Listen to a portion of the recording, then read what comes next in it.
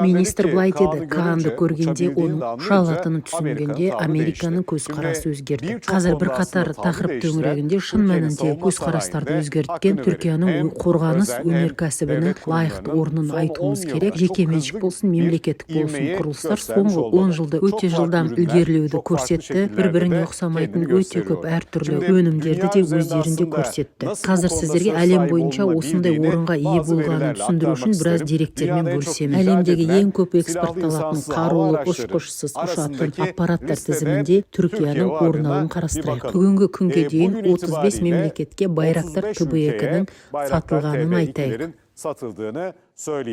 Дәл осы уақытта Израильдің де осы кезекте екінші орын алғанын айта кетейік. Хероннан 14, Хермес 450 типінен 12, 900 типтен 11 тал Израильдің түрлі мемлекеттермен келісімшарт жасасқаны бар. Келесі кезекте Акынжылар, бұл да Түркиянікі. Акынжы TB2-ден де жаңа, одан сапасы ілгері жоғары бір жүйе. Жылдың соңына қарай бұл жерде бұдан да үлкен көрсеткіш болуы мүмкін. Байрактар Акынжыларда 10 түрлі мемлекетке сатылған. Келесі Американың реперлері. Шын мәнінде біз өзіміз өндіргенге дейін Американың ұшқышсыз қарулы ұшқыштарын, олар туралы көп сөйлестік, білдік, олардан көмек күткендей болдық, күттік. Ал қазір мына тізімнің ішінде Америка құрама штаттарының тұсында 7 санын көруде мүмкін болды. Келесі Анка. Анкада Түркияның мақтан тұтатын проектлерінің бірі Тусаш компаниясының өнімі, оның да 6 мемлекетке сатылатын туралы келіссөз бар. Тізімнің соңында енді көрінді Қытайдың бұл мағынада қорғаныс өнімдері, технологиялық өнімдеріндегі сапасы, таралу күйі деп айтсақ болады, сауда мағынасында бұл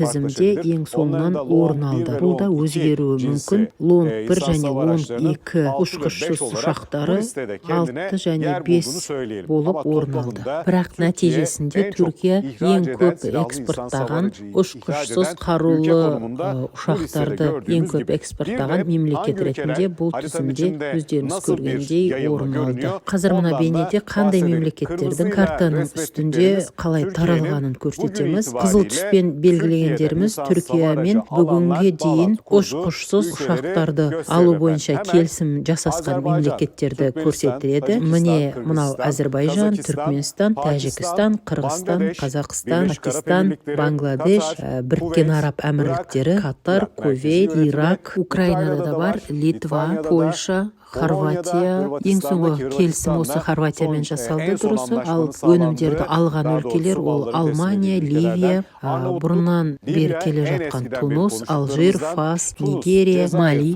Буркина Фасо, Того. Мына жерге қарайтын болсақ, жақын уақытта үлкен бір ықтимал Кавказ елдерінде келісімшарт жасаспайтын мемлекет қалмайды. Маңызды бір бөлім Африканың Сомали және Эфиопиясы, ұмытсам айта кетейін. Бұл мағынада бар болу сөз мәселесі Еуропада да бар, келісім сөздер артуда уақыт өткен сайын, бірақ ол келісім сөздер әлі жасалғанымен өнім жеткізілмеген. Ал мына көрсеткендеріміздің барлығы нақты айқын бір сату алу сату шарты жасасқан жағдайлар.